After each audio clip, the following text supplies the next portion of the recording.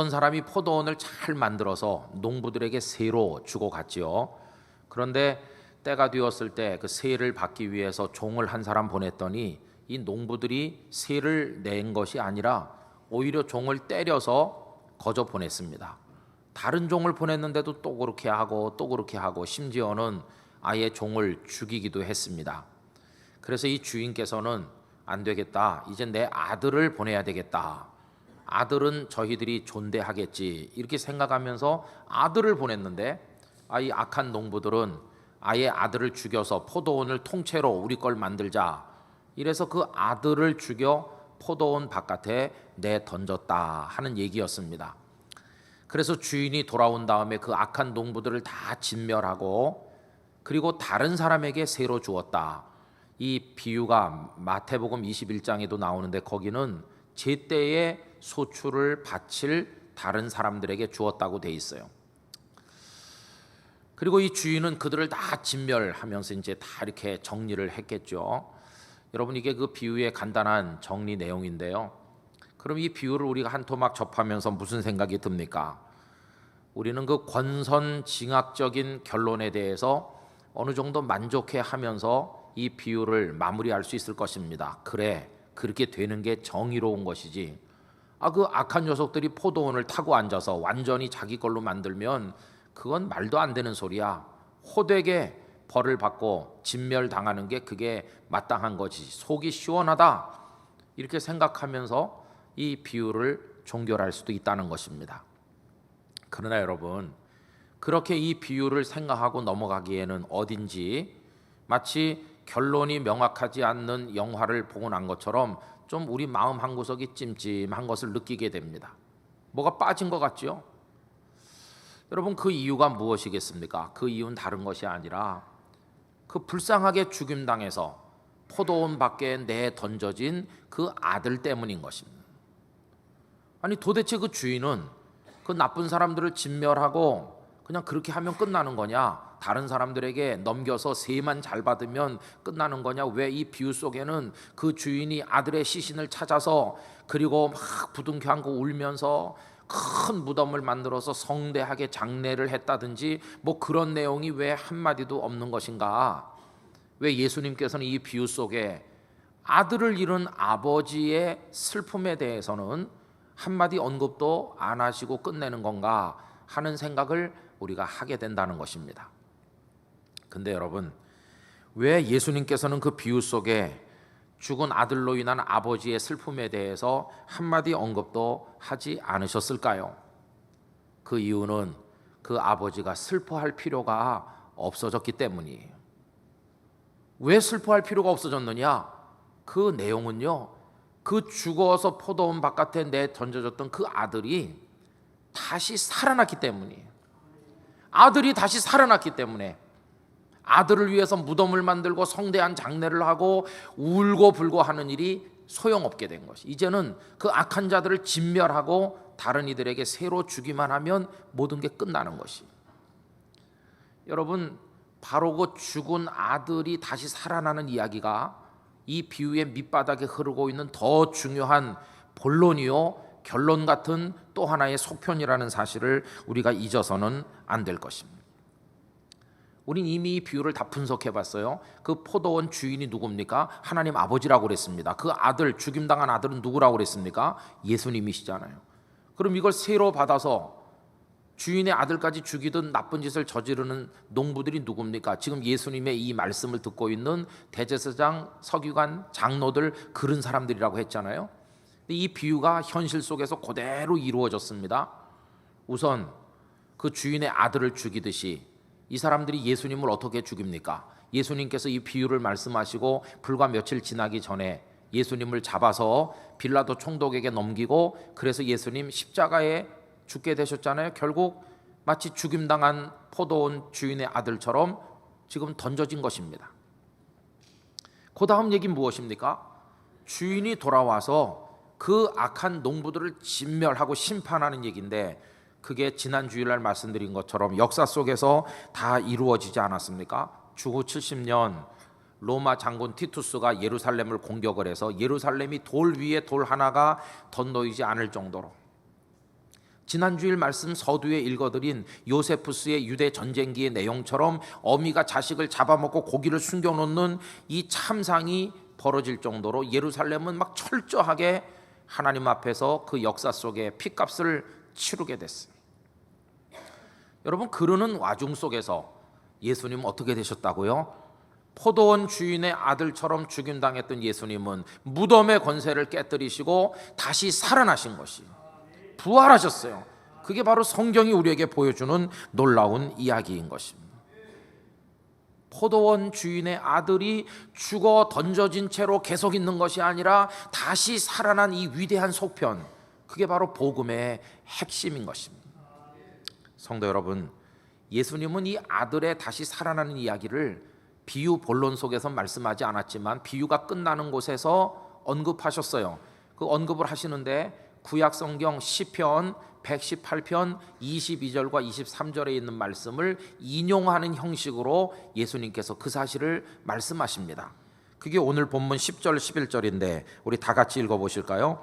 너희가 성경에 건축자들이 버린 돌이 모퉁이의 머릿돌이 되었나니 이것은 주로 말미암아 된 것이요 우리 눈에 놀랍도다 함을 읽어보지도 못하였느냐 하시니라. 성경에 그렇게 써 있는 걸 너희들이 읽어보지도 못했어 하면서 시편 118편의 말씀을 인용하셨거든요. 그럼 여러분 시편 118편 22절로 23절을 제가 읽어드립니다. 건축자가 버린 돌이 길모퉁이의 머릿돌이 되었나니 이는 여호와께서 행하신 것이요 우리 눈에 기이한 바로다. 할렐루야. 여러분, 버려진 돌이 모퉁이의 머릿돌이 된다는 이 이야기는 무슨 뜻일까요? 우리나라는 대개 목조 건축이 주종을 이루었죠. 그 불나가지고 다 타서 많이 없어졌어요. 그런데 그 지역에는 다 돌로 주로 많이 지었거든요. 수천 년 지나도 남아있는 건물들이 있습니다.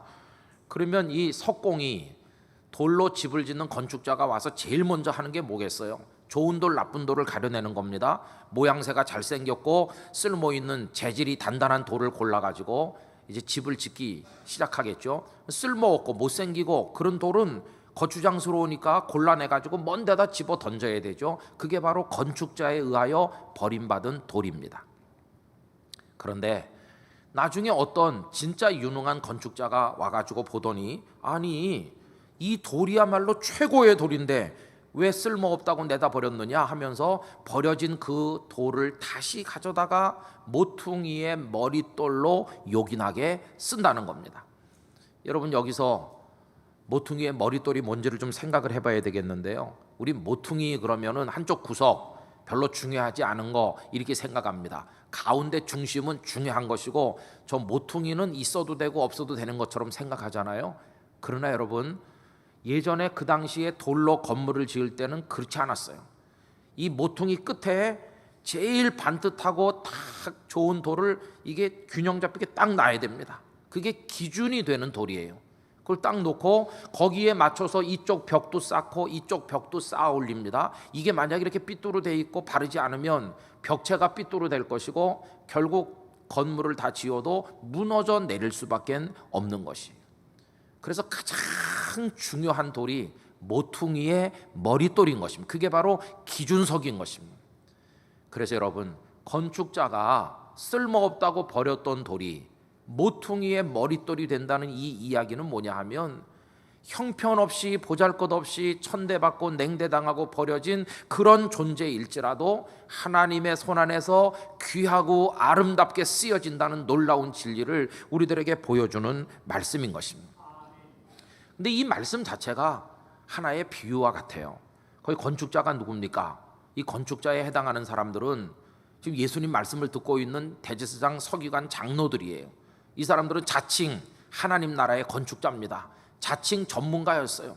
그들이 돌을 고르는데 모퉁이 돌 뭘로 삼을까 고르다가 예수님은 버리는 거예요. 저 예수는 저 시골뜨기 나사렛 출신 아니냐, 우리가 받아들일 수 없다. 저 예수는 오히려 하나님 나라 건축의 회방이요 방해밖에 안 되니까 쓸모없는 돌이니 저 예수를 저 멀리 던져라. 그래서 포도원 주인의 아들을 농부들이 죽여서 던지듯이 예수님을 그들이 못 쓰는 돌처럼 집어 던졌는데 그게 뭡니까? 십자가에 매달아서 예수님을 죽인 게 바로 그것이. 예수님을 던져버린 이 형편없는 건축자들은 그러면 자기들이 지어나가는 하나님 나라의 그 모퉁이 머릿돌로 무엇을 선택했나요? 그게 바로 모세의 율법이며 자기들이 오랜 세월 만들어 왔다는 유전과 전통, 전승 이런 것들이었어.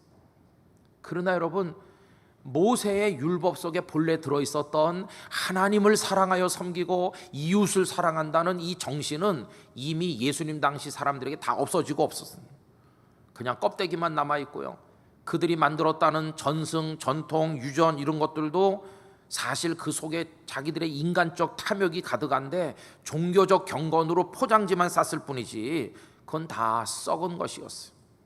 그런 것들을 가져다가 머릿돌을 삼아가지고 하나님의 나라를 건축하겠다고 그들이 해봤지만 그 기준석이 잘못된 것이기 때문에 쌓아 올리는 이 벽체가 다 삐뚤어된 것이, 사람들이 거기 와서 쉬고 구원을 얻고 기쁨을 얻기는커녕 이게 무너져 내려서 그 밑에 압사당해서 다 죽을 판이었어요. 그때 진짜 건축자가 등장하셨어요. 그 진짜 건축자가 누구이십니까? 우리 아버지 하나님이십니다. 하나님께서 이 무너져가는 엉터리 하나님의 나라를 보시고는 한탄하시고 그거 다 쓸어버리시고 다시 지으시는데, 버려진 돌무더기에 가셔서 정말로 모퉁이의 머릿돌이 될 만한 걸 찾아내셔서 떡하니 귀하게 쓰시는데 그분이 바로 예수님이신 것이. 여러분, 예수님은 하나님 나라의 그 모퉁이의 머릿돌 기준석이 되셔서 거기서부터 구원의, 생명의, 하나님의 은총의 벽들이 쌓아지기 시작했음을 오늘 말씀이 가르쳐주고 있다고 하는 것입니다. 여러분, 이게 복음의 바로 핵심인 것입니다. 그때 이후로 예수님은 이 하나님의 나라 구원의 기준석이 되셔서 우리들을 죄와 사망과 사탄의 손에서 건져 올리시는 유일무이한 저와 여러분의 구원자가 되신 것입니다. 만왕의 왕이 되셨고 만주의 주가 되셨다는 것입니다. 예수님께서 버려진 돌과 같이 취급당했지만 모퉁이의 머릿돌이 되셨다는 이 놀라운 이야기는 나중에 사도들에 의해서도 재확인되고 선포되었습니다. 사도행전 3장에 보면 성전 미문의 그 문 입구에 한 번도 걸어본 적이 없는 안진뱅이 장애인이 구걸하고 있지 않았습니까? 베드로와 요한이 성전에 올라가다 그 사람 보게 됐죠. 그 사람 돈 좀 얻을까 해가지고 이렇게 시선이 마주쳤는데 베드로가 뭐라고 합니까? 은과 금은 내게 없거니와 내게 있는 것으로 내게 주노니 곧 나사렛 예수의 이름으로 모든 구원과 생명의 기준이 되시는 예수님의 이름으로 명하는데 일어나 걸으라. 그 사람이 벌떡 일어나서 걷게 됐어요. 많은 사람들이 깜짝 놀라 그날 예수님을 구주로 영접하고 믿는 사람들이 많아졌습니다. 그러자 가장 배 아픈 사람들이 여기 대제사장, 서기관, 백성의 장로 같은 지도자들이었고 그들로 구성된 사내들인 공회는 이 두 사도를 감옥에 집어넣게 했습니다. 그래갖고 잡아다 가둬놨다가 그 이튿날 아침 사내들인 공회를 소집을 해서 이 두 사람을 끌어다 놓고 위협하면서 질문하기 시작했어요. 그게 사도행전 4장 5절에서 7절까지인데 이렇습니다. 이튿날 관리들과 장로들과 서기관들이 예루살렘에 모였는데 대제사장 안나스와 가야바와 요한과 알렉산더와 및 대제사장의 문중이 다 참여하여 사도들을 가운데 세우고 묻되 너희가 무슨 권세와 누구의 이름으로 이 일을 행하였느냐. 그렇게 살기 등등한 가운데 그들에게 겁을 주면서 물어본 것이. 근데 베드로와 요한이 그들이 볼 때 시골뜨기에 불과한 이 형편없는 두 사내가 겁에 질려가지고 싹싹 빌며 잘못했다고 그랬냐? 아니요. 그들은 모든 것의 중심이 예수님이신 줄 확신했기에 조금도 굴하지 않고 예수님의 이름으로 이 사람이 고침받았고 예수님이 구주가 되심을 선포합니다. 그 다음 구절을 우리 화면에서 다 같이 읽어보도록 하겠습니다.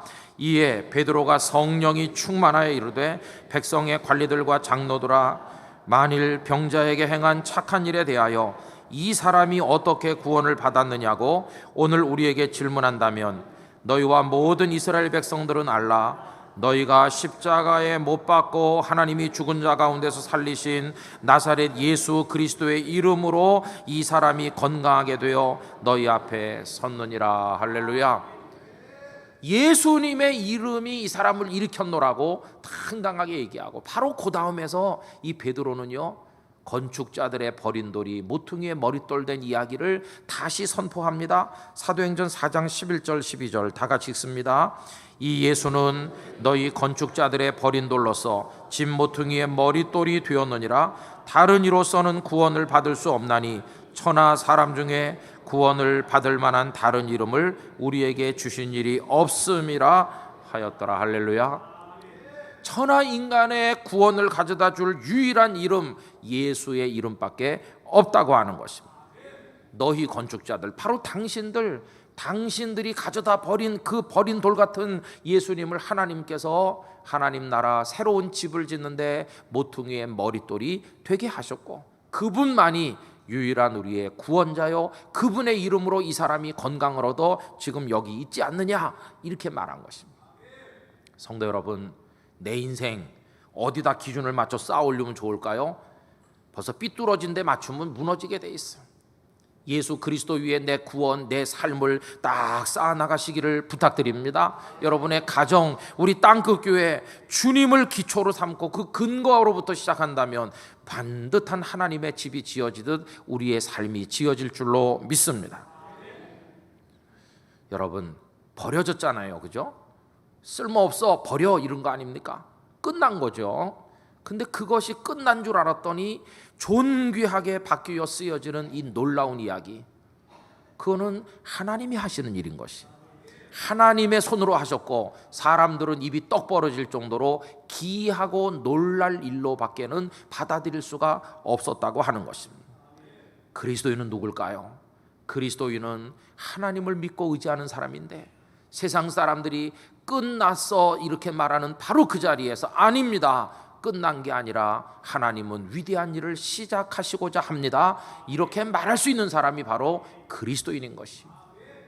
벼랑 끝에 섰을 때 사람들은 끝났다고 말하지만 하나님을 경외하는 그리스도인들은 이 벼랑 끝이야말로 은혜의 출발점이요 하나님의 역사가 시작되는 곳임을 믿고 담대하게 고백할 수 있어야만 할 것입니다. 여러분, 끝난 것처럼 보였으나, 이제 버려졌으니, 쓰레기처럼 버려졌으니 끝난 것처럼 보였으나 사실은 끝나지 않은 이야기가 얼마나 많습니까? 예수님 십자가에 달려가지고 피투성이 되셔서 헐떡거리고 죽어가실 때 다 끝난 거죠. 예수님을 핍박하고 죽이려고 하던 바로 여기 나오는 대제사장 등의 사람들은요, 예수님이 운명하시는 걸 보면서 끝났네, 알턴니 빠진 것 같이 이제 예수님이 죽었다고 하는 걸 확인하고 그들은 다 집에 돌아갔을 것입니다. 끝났다고. 심지어 제자들도 끝났다고 생각했죠. 그러니 엠마오로 가는 두 제자, 왜 엠마오로 가고 있습니까? 예루살렘에 있어봤자 이제 다 끝났으니까. 심지어 베드로 같은 사람들도 이젠 디베랴 바다에 가서 그냥 고기나 잡으면서 남은 인생 살자, 다 끝났어, 이렇게 하면서 간 거 아닙니까? 여러분, 끝났습니까? 아닙니다. 그들이 끝났다고 생각하는 그 시간, 주님이 계신 무덤 속에 생명의 역사가 있어서 예수님 무덤을 열고 생명의 구주로 부활하신 것입니다. 끝난 게 아니었어요. 그것이 바로 복음의 핵심인 것입니다. 여러분, 이 끝난 것처럼 보이는 버려진 돌이 모퉁이의 머릿돌이 되는 이 놀라운 은혜는 사실은 베드로 자신도 경험하신 것이에요. 여러분, 베드로 사도가 붙들려 가시는 예수님을 쫓아갔잖아요. 가야바 법정에 가가지고 어떻게 했습니까? 나 예수 모르는데요. 아니, 예수님을 몇 년씩 따라다닌 제자의 입에서 나올 말입니까? 겁에 질려갖고 나 저 예수 모른다, 갈릴리 사람 저 사람 모른다, 저주까지 하면서 부인한 그 순간 그는 끝난 겁니다. 그 사람이 어떻게 하나님의 사람으로 회복될 수 있겠어요? 끝났지. 버려진 돌멩이와 같아요. 그런데 그가 디베랴 바닷가에서 고기나 잡으면서 내 초라한 인생을 마쳐야 된다 이렇게 하고 있을 때 예수님이 그냥 방치해 두셨습니까? 거기 이끼가 무성하게 끼도록, 버려진 돌이 되도록 방치하셨나요? 아닙니다. 주님은 그를 찾아오셔서 그를 회복시키셨습니다. 그를 다시 들어서 옮기셨습니다. 그리고 초대 예루살렘 교회 모퉁이의 머릿돌같이 그 베드로라는 인생을 소중하게 사용하시지 않았습니다. 성경은 그런 이야기로 꽉 차 있어요. 하나님의 손에 붙들리면 끝난 것처럼 보이는 인생도 소중하고 존귀한 인생으로 바뀌게 되는 줄로 믿습니다. 여러분, 사실은 우리가 잘 몰라서 그렇지 이 은혜를 이미 하나님께서 우리에게도 주신 것이에요. 우리 죄인 아닙니까? 허물과 죄로 장차 죽어갈 우리가 아니라 이미 죽었던 우리라고 그랬어요. 이미 죽어서 다 널브러진 시신과 같은 우리, 사탄의 손에 들어가 있어요. 그런 우리를 하나님께서 버려두지 않으시고 우리를 들어올려 하나님의 아들과 딸 삼으시고, 할렐루야, 그리고 하나님의 교회 요긴한 복음의 일꾼이 되게 하시고 우리를 지금 모퉁이의 머릿돌같이 쓰시려고 더 다듬고 계시니 이 은혜를 여러분 아십니까? 우리 하나님 앞에 영광과 찬송을 올려야 될 줄로 믿습니다. 그래서 죄인이 말이죠, 버려진 돌 같은 죄인이 의인이 되는 거예요. 사탄의 자녀로 허덕이던 우리가 존귀한 하나님의 자녀가 돼요. 실패와 실패를 거듭해서 이제 내 인생 끝났어 이렇게 절망하던 사람이 주의 음성 안에서 용기를 얻고 다시 일어서서 허리띠를 동여매고 하나님 다시 시작해 보겠습니다, 저를 들어 써주시옵소서, 이렇게 되는 게 그 복음의 얼마나 위대한 능력인 것입니까? 버려진 돌이 머릿돌 된 은혜, 여러분 우리 모두가 우리 인생에서 체험하기를 소망합니다. 그래서 혹시 오늘 3부 예배 오신 여러분들 중에서요, 나는 벌써 버려져서 끝났지 이렇게 생각하는 분은요, 생각을 바꾸시기 바랍니다. 이 시대에 영적 거성으로 많은 신앙의 글을 쓰고 있는 루스 맥케이도 목사님께서 형통한 날의 은혜라는 책에서 회개가 뭔지를 가르쳐줘요. 회개는 잘못했습니다, 거짓말도 좀 했고요, 이렇게 늘어놓는 게 회개가 아니랍니다. 그 목사님 말하기를 하나님께서 나를 얼마나 사실 사랑해 주시는지 그걸 몰라가지고 내 인생을 함부로 굴리는 게 죄고, 하나님 나를 정말 아끼고 사랑하시고 나를 귀하게 쓰시려고 하는구나, 그걸 깨닫는 것, 그게 바로 회개의 본질이며 시작이라고 가르치고 있습니다. 제가 그 대목을 한번 읽어보겠습니다. 회개는 외면의 행동으로 나타나는 내면의 자각입니다. 우리는 하나님의 사랑을 보면서도 하나님께서 우리를 사랑하신다는 사실을 믿지 못했습니다. 하지만 이 사실을 깨달을 때 우리의 삶은 변화되기 시작합니다. 이것이 회개의 본질입니다. 여러분, 어떤 사람들은요, 자기를 학대합니다. 나 같은 게 뭐 다 끝났지, 버려진 돌처럼 생각해요. 그래서 되는 대로 살아요. 그냥 아무 못된 짓도 다 하고 먹고 마시고 그냥 그렇게 살아요. 갈수록 그 인생이 무너져 내리니 그렇게 사는 삶 자체가 하나님의 사랑을 모르는 채로 사는 그게 죄라는 것이. 근데 어느 날 하나님께서 나를 아끼신다는 거, 나를 모퉁이의 머릿돌같이 귀하게 쓰시려고 한다는 걸 깨달았어요. 하나님이 나를 향한 기대를 버리지 않는데 왜 내가 나를 이렇게 학대하는가? 정신을 차려야지. 그래서 끊을 거 다 끊고 버릴 거 버리고 허리띠 탁 동여매고, 하나님 저를 다시 일어설 수 있도록 용기를 주시옵소서. 이제부터 그가 자기를 개발하고 더 거룩하게 살기 위해 노력하며 몸부림치는 바로 그게 회개의 본질이고 회개의 시작이라고 이야기하는 것이. 여러분, 하나님 아버지께서 우리를 향한 기대를 버리지 않았는데 왜 우리가 우리 자신을 향한 기대를 버리면서 넌 끝났다 스스로에게 왜 그렇게 말하고 있습니까? 우리는 결코 그렇지 않다는 사실을 알아야만 될 것입니다. 성경에는요, 하나님 우리를 인정해 주시는 말씀이 얼마나 많은지 다 말할 수가 없잖아요. 제가 좋아하는 말씀 하나만 말씀드리면, 내가 너를 지명하여 불렀나니 너는 내 것이라. 70억이 넘는 사람들이 있지만 하나님께서 착 찾으시다가 거기 너 김 목사 너 말이야 너 이렇게 부르시는 것과 같아요. 얼마나 감사합니까? 그러면서 너는 내 것이라고, 결코 저 숲을 속에 버려진 돌처럼 놔두지 않을 것이라고 그렇게 말씀해 주신다는 것입니다. 여러분, 저나 여러분들이나 하나님의 아들과 딸입니다. 우린 귀한 존재인 것입니다. 우린 어떤 방향으로든지 존귀하게 쓰여지다가 영광의 나라에 가야 될 사람들이지, 그냥 그렇게 끝날 사람은 절대로 아닌 것입니다. 다가오는 여러분의 미래라는 시간을 소망으로, 기쁨으로, 용기를 가지시고 맞아들이시기를 바랍니다. 하나님 저를 귀하게 써주시옵소서. 저도 머릿돌 되고 싶습니다. 근데 여러분, 이것이요 개인의 인생에서만 경험된 건 아닙니다. 우리 역사 속에서 이미 여러 차례 경험됐고요, 앞으로도 경험될 줄 저는 믿습니다. 저는 여러분, 북한도 그렇다고 생각해요. 북한은요 지금 제대로 믿는 사람이 한 명도 없는 것처럼 보이잖아요. 자기들이 그냥 선전용으로 만든 교회가 있을 뿐이지 진짜 교회는 없는 것 같아요. 끝난 것 같아요. 그러나 그렇지 않습니다. 오히려 이 풍요 속에서 부패되고 게을러지는 대한민국 교회가 문제지. 북한 교회는 핍박 속에서도 견디고 하나님께서 정금같이 그 믿음을 보존하신 이들이 있어서 언젠가 통일되는 날 그들의 순수한 믿음이 대한민국 교회 부패한 교회를 개혁하고 새롭게 세울 날이 올 줄로 저는 믿습니다. 그들이 끝난 게 결코 아닌 것이. 지금 한국 교회는 어려움도 겪고 유럽의 교회가 예배당이 텅텅 비고 끝났다고 그러지만 여러분 아세요? 전 세계적으로는 하나님의 백성이 점점 많아지고 있다는 사실을 알고 계십니까? 우리는 결코 하나님의 손안에서는 실패도 없으며 끝나는 일이 없다는 사실을 알아야만 될 것입니다. 하나님은 지금도 하나님 나라 모퉁이에 머릿돌 될 사람들을 전 세계에서 불러 모으시고 훈련하셔서 하나님의 나라를 지어나가고 계시다는 사실을 잊어서는 안 될 줄로 믿습니다. 하나님의 손안에서 버려진 돌은 없는 것입니다. 하나님의 손안에서 누구나 다 죽은 채로 포도원 바깥에 누워있지는 않을 것입니다. 하나님의 손안에서는 다 일어날 것입니다. 개인도 가정도 교회도 마찬가지입니다. 저는 영도 지역이 아무리 어려워도 영도 지역 교회들이 일어나게 될 것을 믿습니다. 우리 땅끝 교회 모퉁이의 머릿돌처럼 쓰여질 것을 확신합니다. 우리 부산과 한국의 교회를 위해서 기도해 주시기를 바랍니다.